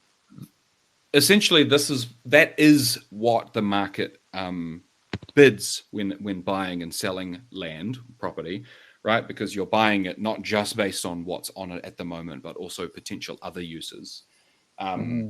So yeah, that is also a part of what we're trying to tax, and certainly core to Georgism and land value tax is not having the tax depend on what's on the property, just based on the value of the land underneath. So you can use market transactions as your data source for those valuations, because those market transactions are already based on what the buyer is assessing as the potential current and future uses for the property. Right. So it's easier to determine after a place is sold, because that's like the market has made a calculation, and let's say a house sells for $1 million, and an assessor's value shows that the house itself is worth $200,000. So we know that the land value is $800,000. So like that's what would be taxed. But then the question is, if a place hasn't sold, and let's say you've owned this place for a while, you've owned it for 10 or 20 years or something, and how do you estimate that? You would need to figure out kind of what is the increase of places around in the immediate neighborhood and community. Like, what are the kind of mechanisms to help figure out the value of a place absent the selling of it? I mean, it seems like it's similarly complicated to a property tax also. We already deal with this sort of stuff anyway, right? Because property tax, doesn't it also factor in the value of the land? Or like, don't they already have to do this sort of work? It's just a different version of that same calculation. Yeah, the property tax has a slight advantage, which is that you get more data to validate how well your model is doing, because you get more observed transactions on the total property value rather than like just land transactions. So you can kind of point to it more and say, look, we are reasonably accurate here. And this is what assessors currently have to do. I am not convinced that this is a problem for land taxation, for land valuation, because what those models are having to do is to put value on, different types of structure and say, what are people valuing, a bedroom and, additional square footage and different types of housing at. The only, your model has to also have locational components in it, because otherwise you're not going to value a house differently if it's in a different part of the city. So you already you have to have some location components in there, and those are the things that we're trying to tax for the land tax. So I'm not convinced it's a fundamental problem. I think if you're really, really concerned about this, one way of doing it is to just have property tax like we currently do, but have a kind of a universal exemption for what you spend on renovations or redevelopments, and saying, okay, if you can prove that you've spent a certain amount of money building the property, we will give that as a deduction for all of your future property taxes, and we'll amortize it over 30 years or whatever as it depreciates away. This approach is it approximates a land value tax. It resolves those valuation issues pretty cleanly as well. It gets you most of the benefits, and essentially, means that you're taxing the land value. Is there an adjustment factor, rather than just saying what people are willing to pay for it is clearly the value? Is there an adjustment factor for just how good of an investor base or how foolish of a wild speculative market like the people are? Like, if there's a huge bubble in housing and everyone's paying way more than they should for houses, the land value hasn't necessarily inherently changed in any way. Just our understanding of it, or people's willingness to pay, or their emotional desire to buy more. Is there like a fudge factor for, whether, like, just how poorly individuals on the market, as well as other factors, are affecting our ability to evaluate through market mechanisms? So currently, property taxes and a land value tax would do this too. It takes the current market value of land in that city and uses that as the basis for taxation. And so something kind of funny that happens all over the place is that when a city is having a massive boom in their land values, either their location values, because they're becoming really desirable as a destination, or because you've got macroeconomic factors that's, bidding up land values massively. Homeowners look at their tax bills going up and go, this sucks, we've got to vote for, lower tax rates, or, property tax protection. So that's a kind of ugly consequence of sort of current, property tax approaches. Something really nice about land value is that it is the land value where all of that speculation, on the future falls into. And so the higher your tax on land and your kind of implied future tax on future land values or land rents, it makes that kind of speculation less desirable, right? If I buy a piece of land and then I know that, when it, its value goes up in a bubble, I'm going to have a higher tax burden. I'm actually going to be willing to pay less for it in the first place. And so quite nicely is a higher land value tax can squish down those kind of big swings in property value that we see, and sort of push them closer to a smooth kind of march upwards like rents tend to do. So actually, it's like again, a damper. Kind of It's like a it dampens the like speculative cycle, and so it kind of resolves the concerns that you're raising at the same time as having all the benefits we were describing earlier. I'm getting a nice image of one of those like really short straight track race cars that has the parachute on the back, to get back under control, like the parachute that slows down the car. Like sort of a built-in mechanism, sort of anti-speculative mechanism. Yeah. So we're in the final half hour, and I really want to make sure that we get towards the evidence bases, and also where we're actually seeing some of this either existing or coming. So you mentioned Singapore earlier. I know that's something that has some kind of land value tax. So could you just tell listeners, like, where has this existed? What have we observed from this? And what are the places that are looking to do this next? Yeah, so Singapore, I have an article kind of interpreting Singapore through this Georgist lens. It's not really a pure land value tax system, but what my kind of argument is that Singapore has kind of come the closest to socializing land value. But the way they do it is the government kind of owns 90% of the land. It leases it out to developers on sort of 99-year leases in commercial land, and that kind of essentially is a land tax. But the majority of housing is built by the state developer, sold to households at subsidized rates, but then carries a pretty high annual tax that's, it's based on the full property value. But, obviously a lot of it is location. And this kind of has helped them kind of bring about 50% of their state revenues are derived from land in one way or another. They have a big sovereign wealth fund, two of them, that they that are kind of were initially funded by land auctions. And so a lot of their revenue is coming from land, and then essentially they redistribute that revenue through their housing subsidies. It's kind of not universal, but it's close to it, because 90% of households have benefited from this when they bought a house at some point in time. So it's kind of a pseudo Georgist approach. It's has the risk, I think, of having the state own all the land, and they do some kind of suspicious social engineering that way as well. So it's not ideal, but it's kind of close. In terms of historical implementations, I mean, New Zealand and Australia both had a lot of tax revenue coming from local land value taxes through the 1900s.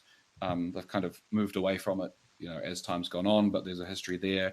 In the US, Pennsylvania has done the most of this. I think it's something like 20 counties have use land value tax systems at some point or another.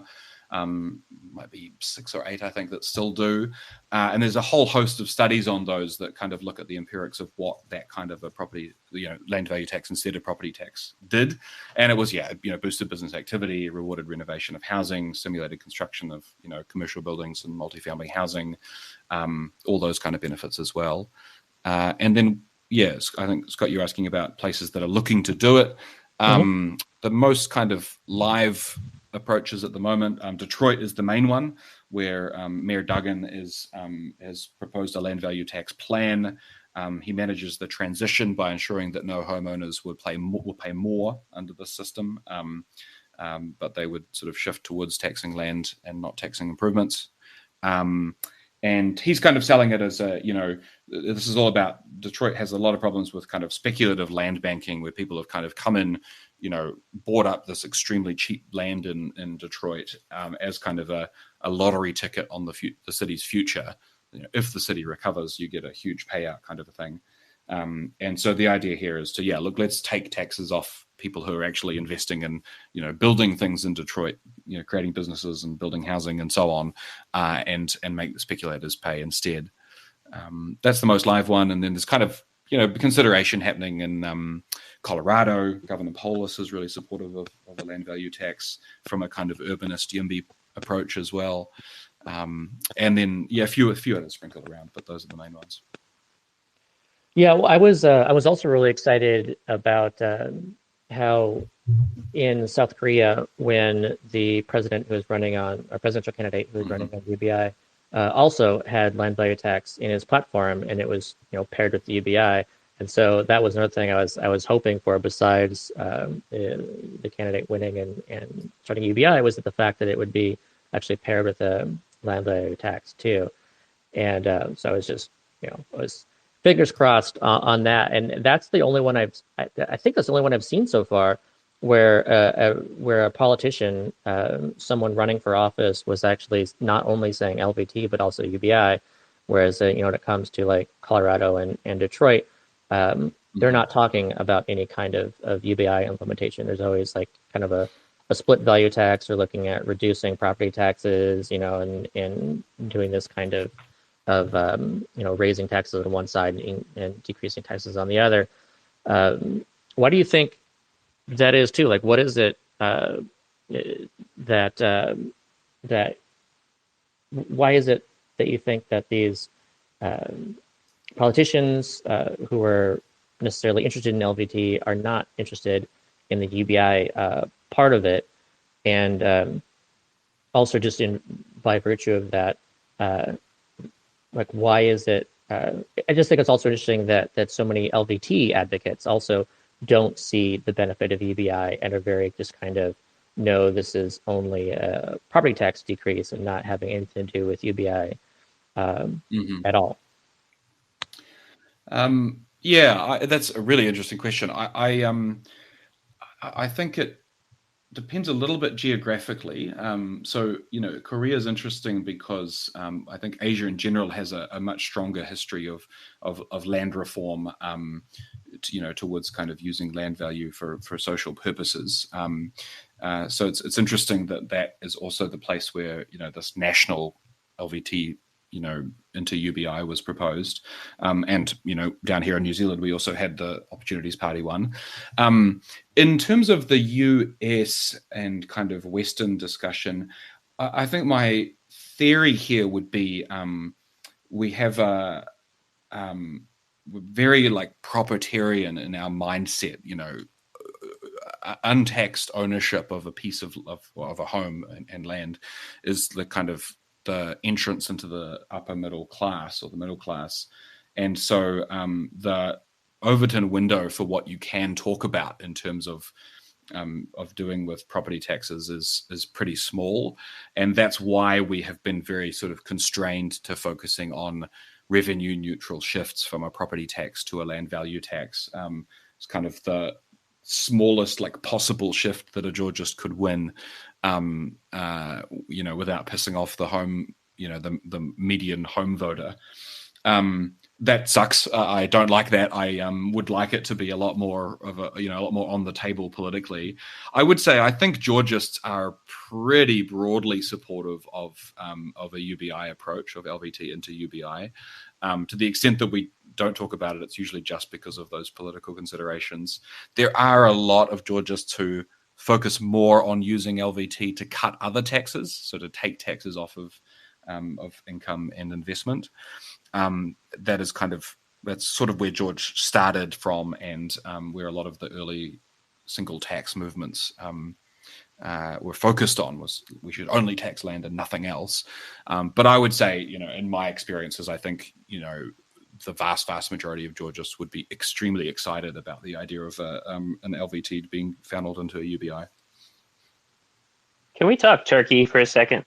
I have a very vested interest in understanding how much money there is to go around with different funding mechanisms, because I spent a year building the UBI calculator and trying to do estimations of okay, here's 12 different ways to potentially fund basic incomes, from Andrew Yang's proposal to carbon tax to whatever, and just really understanding how much money is there, how many dollars per month comes out of repurposing welfare spending, and that actually turns out to be very small.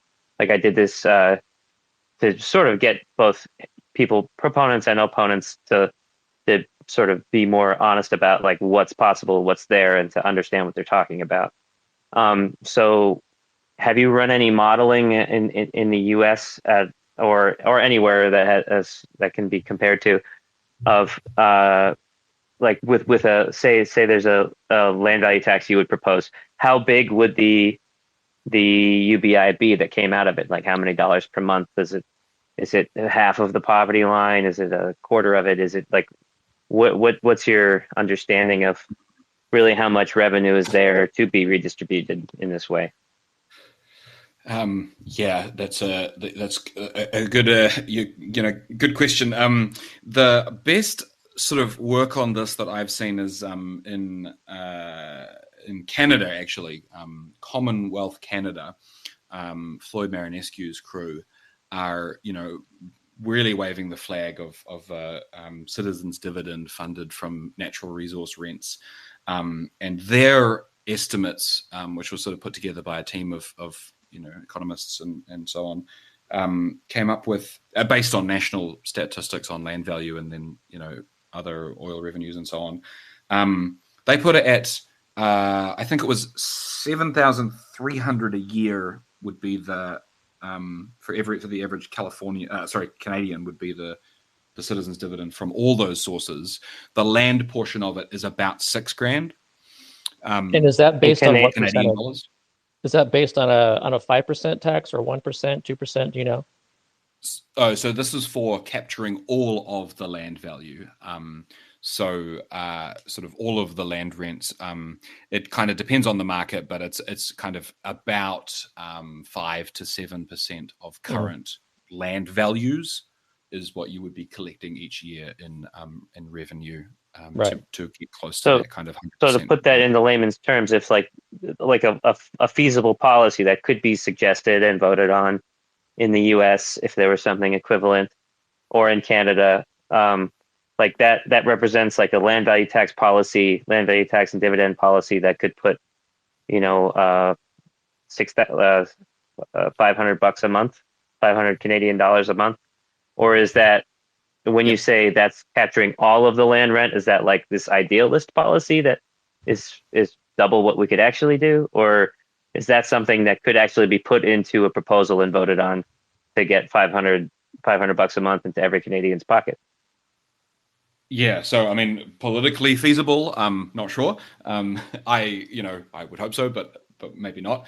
But yeah, certainly that 500 a month is their estimate of what could be funded from a full recapture of land rents. I guess the one proviso, flag I'll put in this is that this is not accounting for the recapture of the extent to which that gets bid back into land rents.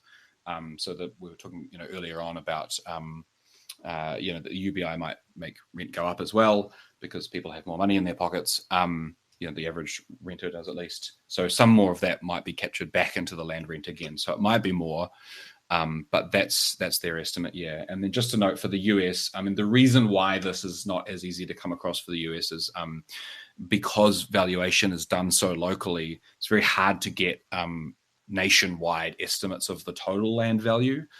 There's this great article that Lars Doucette does about estimate. You're looking at all the different estimates of total land value in the US, and I think the kind of middle of the range there is about 20 trillion, which I think implies in the order of 3,000 a year for the typical American.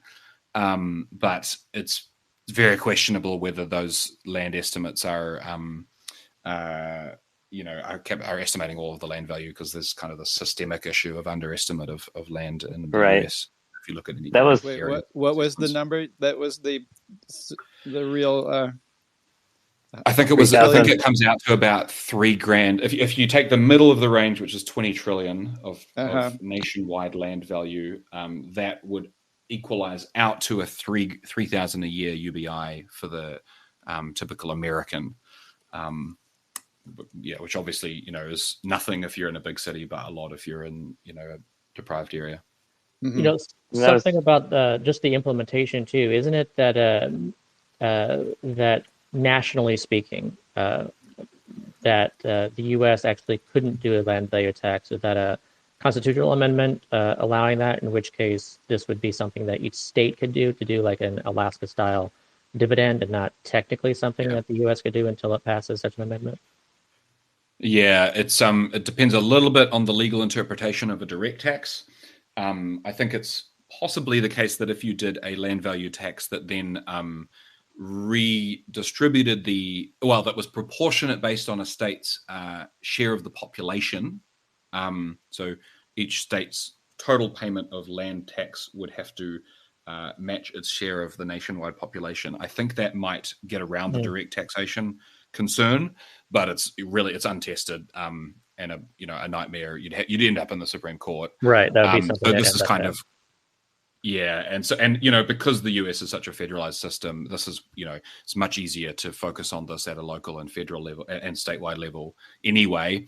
And like I kind of said, there are also there's such big differences in local land rents or local rents.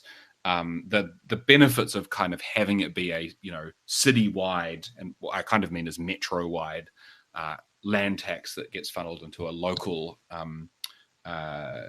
UBI, so universal but within the city, kind of is both easier, politically and legally, and then has benefits as well in terms of tagging the UBI to the local cost of living.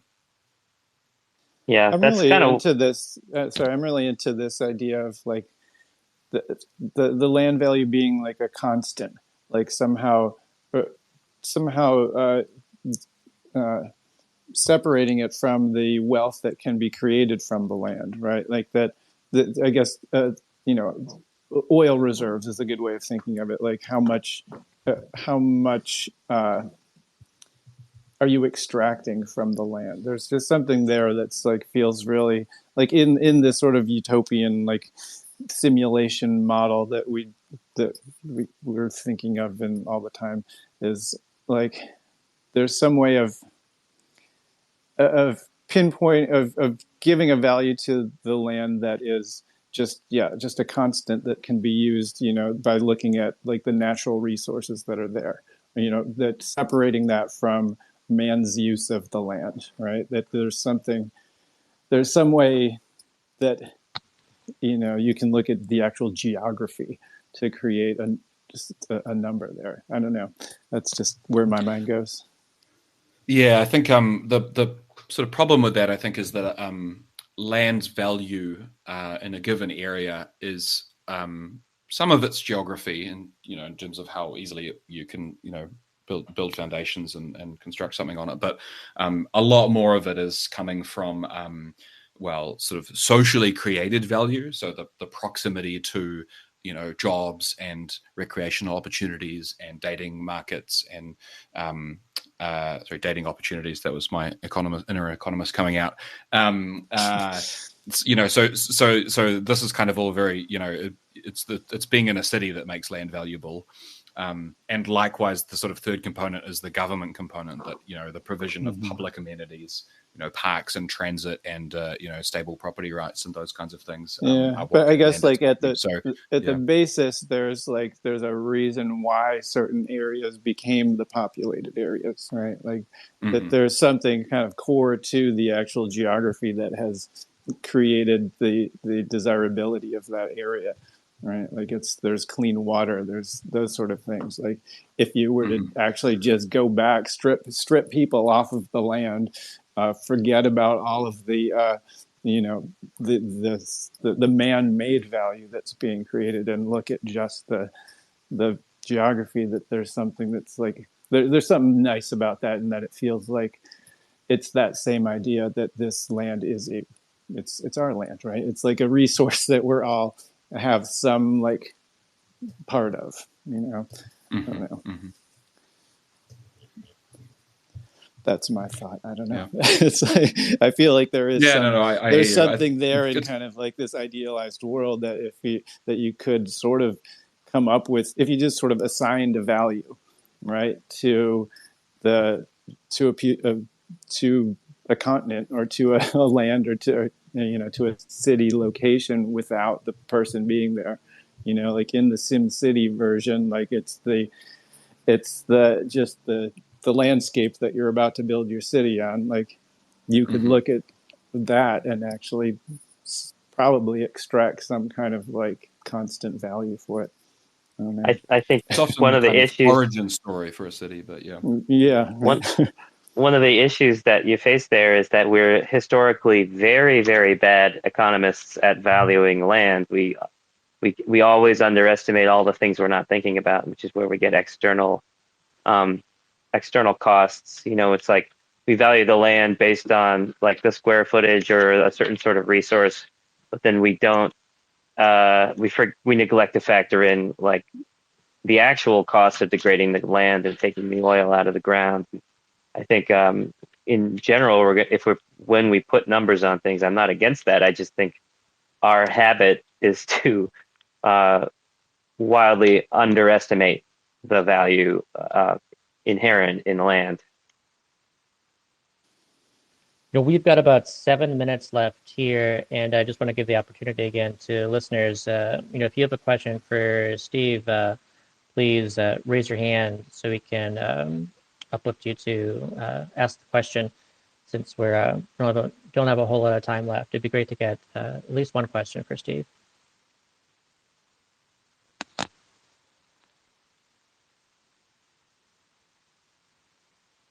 I guess while we wait, I don't know if someone's going to ask a question or not. But you've definitely convinced me. I'm completely on board. So.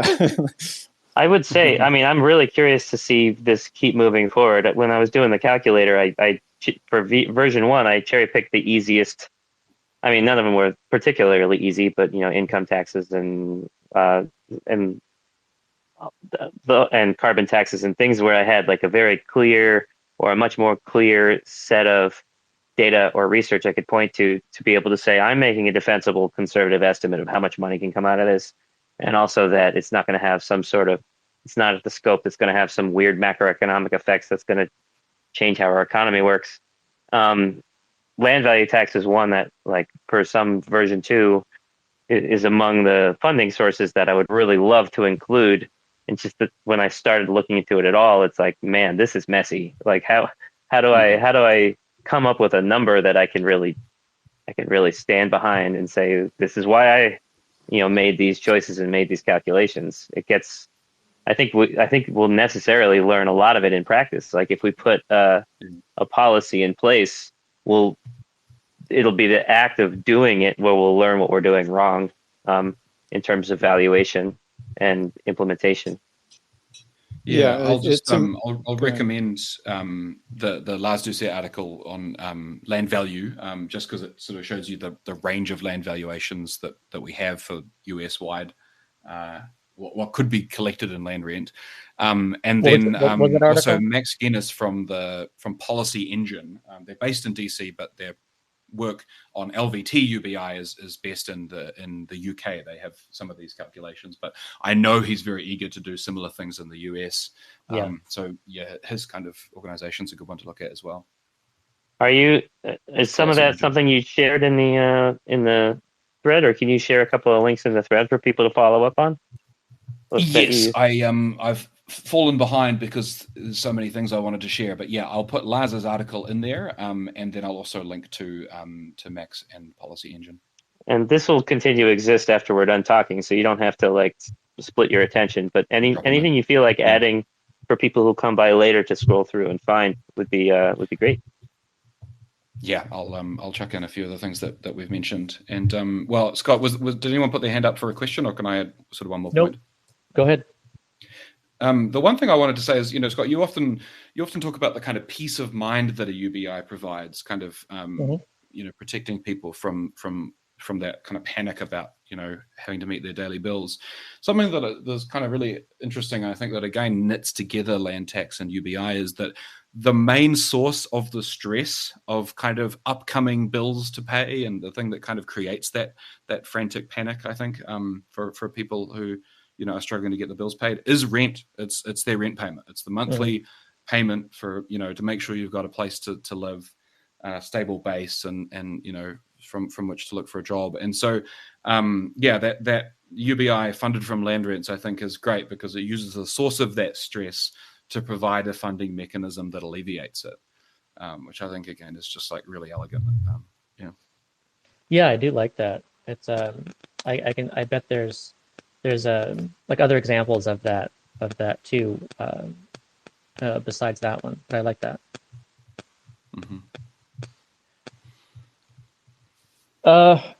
Shoot, I don't know if there's anyone. I have one more quick question. We could sit and do our calculations all day. We have other questions. we could keep going.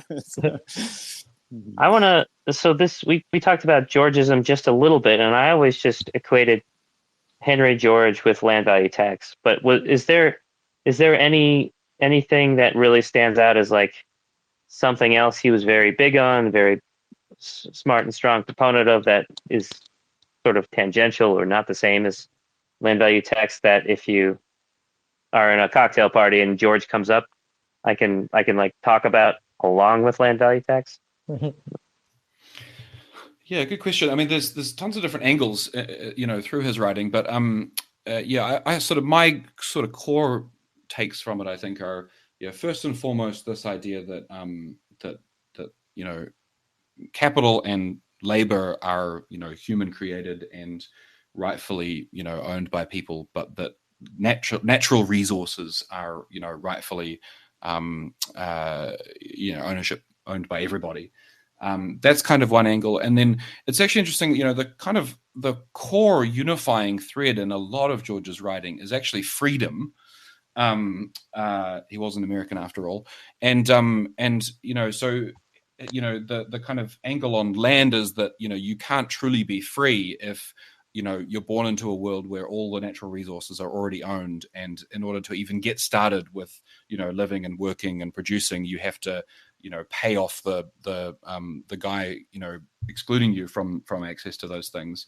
But that also kind of fed into, he was a big anti-tariff writer, on the idea that, tariffs were, a tax on your access to trade from, other places on the planet.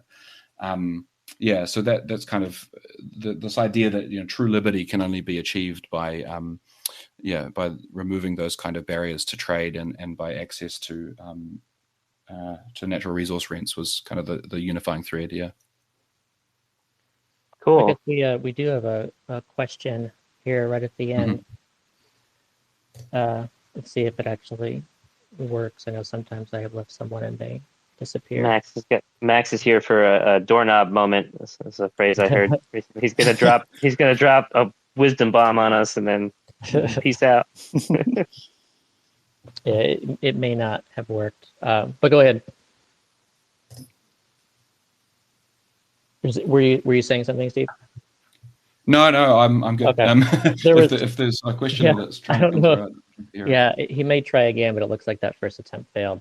I guess one thing I wanted to mention too, just to make sure everyone knew about this, and since we haven't really discussed automation at all as part of this, I think you just kind of touched on it there with the difference between land and wages and capital. But I appreciated how Sam Altman, who is very much in developing AI, is with OpenAI, and has also he's into UBI, and is running has run his own pilot whose results should be out this year. But in his proposal, part of the way that he would go about UBI is land value tax. And I know someone at one point, I thought it was clever how someone pointed out that of course Sam Altman supports land value tax because this wouldn't be taxing automation, and I get that, but at the same time, I actually like that. I would prefer that we not directly tax automation because I want automation.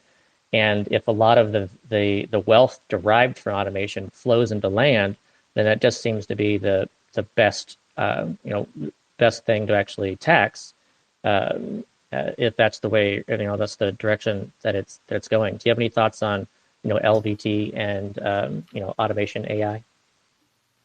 Yeah, well, it's interesting because that kind of feeds back into the prior question as well, which is that George's kind of core motivating observation was that weirdly it's the places that have that are the most successful and the most productive with the highest incomes and the highest the best jobs.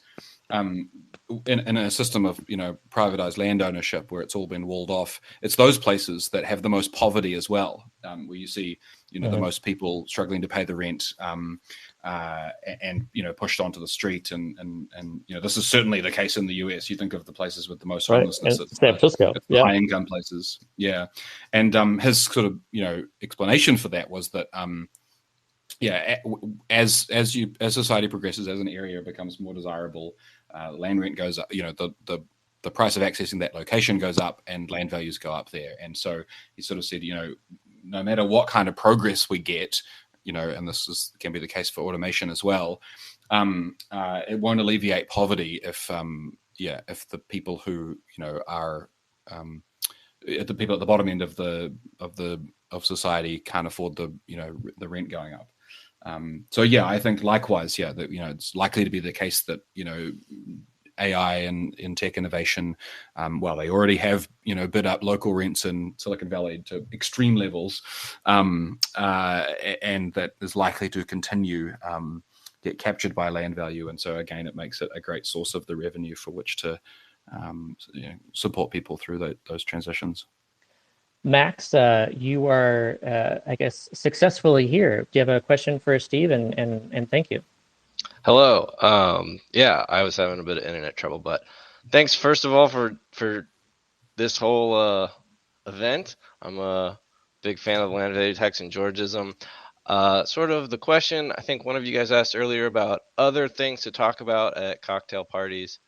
I've recently gotten into a lot of arguments with some people about big tech and their monopolistic powers, and I know George talks about monopolies and patents, and so I'd be curious to hear what Stephen, how significant you think patents are, and maybe through a Georgist lens, what you think should be done about that, both in big tech, and then I also think patents play a nefarious role in big pharma. So what are your thoughts on patents, I guess, through a Georgist lens? Yeah, that's really excellent. I again, really unifying thread through George's writings is kind of anti-monopoly, or anti-rent in the kind of classical use of the term, as kind of returns earned over and above the cost of supplying the thing, and these are certainly the case in a lot of industries where you have overburdensome patents and copyright protections that enable huge amounts of rent to be captured over the long term. In terms of the kind of my take on it, I mean, I'm not a particularly a specialist in this kind of area. I'm an urban economist, but there's this great article by his name's sort of Count Blah, or Georgist CB, I think is what he goes by on Twitter, taking the Georgist angle and saying, look, what a patent is, what copyright is essentially somebody, privatizing. They may have discovered the idea, but the underlying concepts are part of nature, and they've kind of drawn a line around the concept of a cute mouse, and said this is mine, and I'm going to collect all the value of it from now into the future.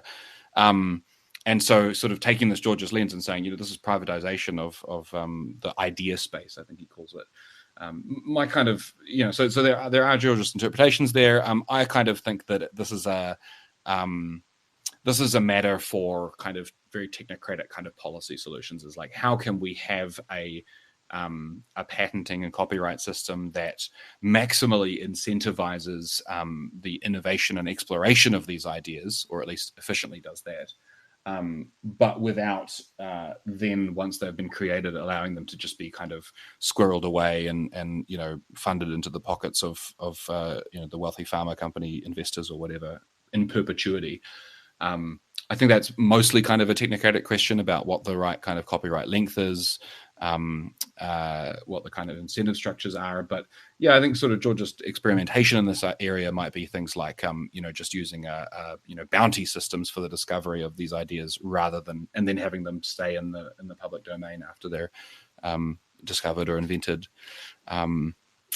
or charging a kind of ongoing rent payment for the control of those patents. So yep, you can have the patent on this new drug, but we're going to charge you a base sort of rate to compensate society for you're claiming the ownership over that.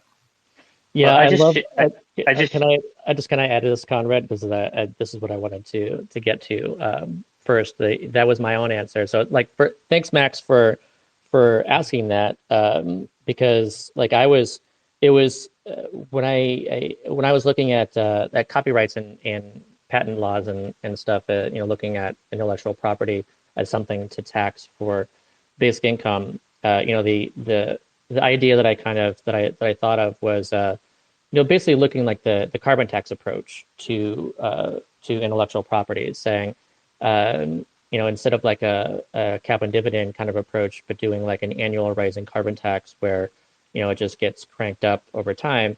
And then, as Steve, you were just mentioning, fees on patents. So I was thinking that, it'd be, I like the kind of elegance of potentially just, instead of saying like there's a 20-year limit on a patent or something like that, some arbitrary number, instead just cranking up the amount of the fee each year on something, so that, it just depends on whatever someone's willing to pay each year to keep that monopoly. And then of course, as a result of this too, would be paired with UBI.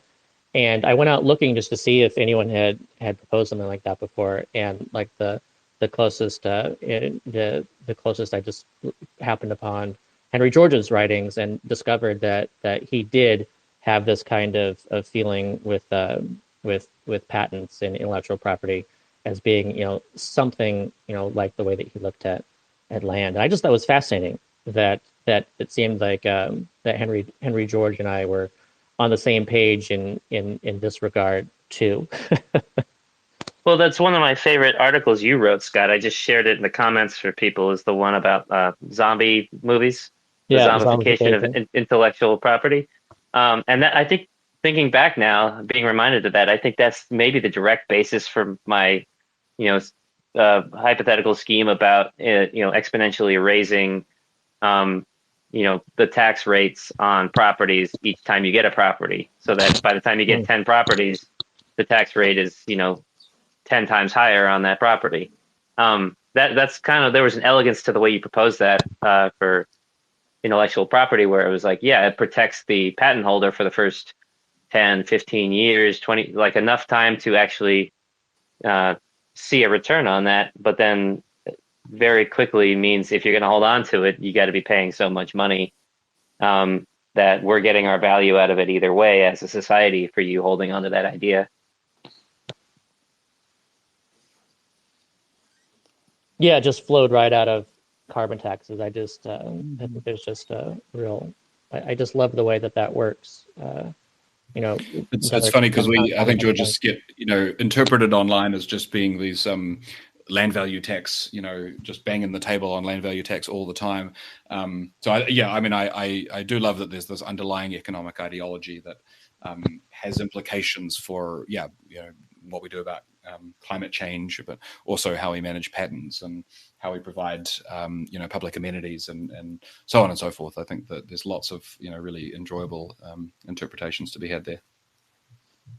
Yeah, it just seems to be kind of based in, this, again, like Thomas Paine's logic of we didn't build any of this. And I love that way of thinking that, it's crazy to me that, we're the only species on Earth that has to pay to live here, that, we don't see the Earth itself as somehow like, commonwealth, that it's something that we all, hold some right to, both those alive today and also generations to come. It's unfair if those alive today somehow use up all of something that would have existed for later generations. So there's got to be some mechanism in place where we're actually acknowledging that we all, both present and future, have some amount of ownership to the Earth itself.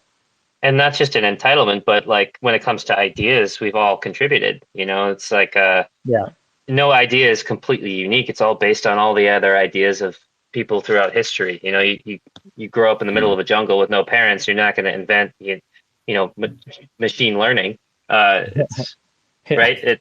There's a really beautiful argument for, it's a combination of all of our generations of ancestors, of public research funding, of everything. It's like you didn't completely invent the idea. You just added a little tweak to it, which could be very valuable, and you could deserve some sort of compensation for, speaking as an entrepreneur, all the time and risk you put into that. I do believe you should get compensated, but there's a limit. You don't own the idea forever.